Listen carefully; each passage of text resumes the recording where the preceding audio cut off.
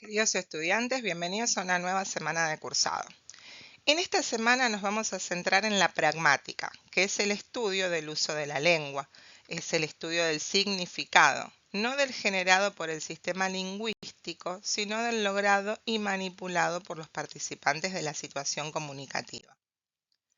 Existen dos nociones fundamentales que son claves en esta área del estudio de la lengua, la coherencia y la implicatura. La coherencia se refiere al sentido global del texto, a la lógica subyacente que conecta las ideas.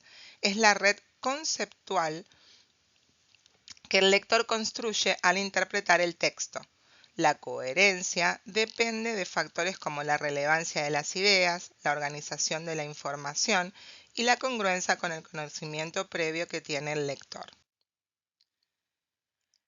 La cohesión se refiere a los vínculos lingüísticos explícitos que conectan las palabras y frases dentro de un texto.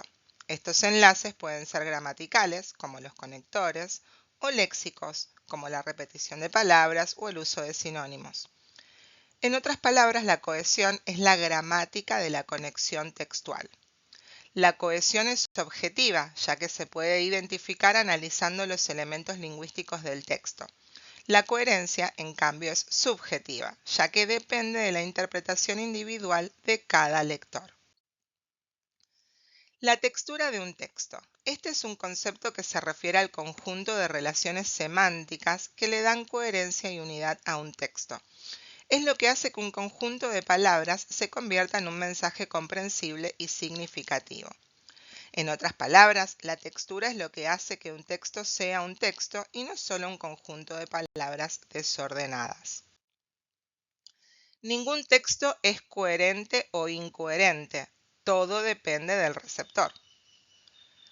La coherencia de un texto es una construcción subjetiva y contextual moldeada por la interacción entre el conocimiento presente en el texto y las experiencias personales del receptor. Factores como la edad, el género, la cultura, la educación y las creencias previas influyen en la interpretación individual, dando lugar a múltiples lecturas posibles. El traductor debe actuar como un puente entre culturas, adaptando el texto original a las expectativas y conocimientos de los lectores de la lengua meta. Una implicatura es lo dicho a través de lo no dicho, el significado adicional que el receptor de un mensaje infiere. Su objetivo es transmitir información de forma no literal y generar sobreentendidos y presuposiciones, interpretaciones que trascienden lo manifestado mediante las palabras. De este ejemplo podemos inferir que la persona fue al cine, por ejemplo. I went to the cinema. The beer was good. Entonces, como dijimos, podemos inferir que esta persona fue al cine, que tomó cerveza y que le gustó. Se trata de una coherencia suplementaria, mediante la cual proveemos los nexos necesarios para reproducir un discurso coherente. Existe otro tipo de coherencia que se llama explicativa, la cual no solo establece la continuidad de los sentidos, sino que la justifica. Esta se logra cuando se tiene el conocimiento del contexto y de los participantes, que es necesario para llegar a la interpretación.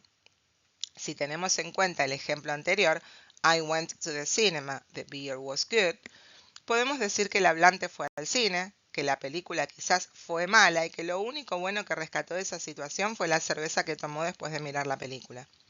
La implicatura es un proceso cognitivo mediante el cual los hablantes infieren significados más allá del significado literal de las palabras. Es importante saber que, si no comprendemos el significado de las palabras y estructuras del texto, no podremos descifrar su significado implícito. Conocer el sistema de la lengua es clave si uno pretende entender qué sucede en la situación comunicativa. Por tal motivo, cualquier inconveniente a la hora de traducir palabras o estructuras del texto se verá reflejado en nuestro texto meta. La ambigüedad lingüística se da cuando una palabra, sintagma u oración es susceptible de dos o más significados o interpretaciones. La ambigüedad puede ser sintáctica, semántica o pragmática. La palabra sintagma u oración se puede entender de más de una manera. Por ejemplo, si tenemos la oración vi a Juan mientras paseaba por el parque.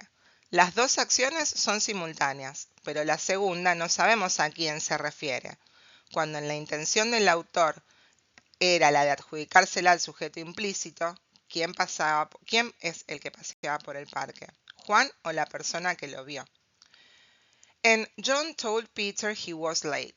¿Quién estaba atrasado? ¿John o Peter? ¿Cómo se resuelven estas ambigüedades? El contexto me va a dar las claves que necesito para resolverlas. La redundancia posee una función lingüística, es parte del mecanismo lingüístico y por lo tanto es necesario descubrir su naturaleza y sus funciones. En traductología, el aspecto negativo de la redundancia debe entenderse como un fenómeno de repetición defectuosa.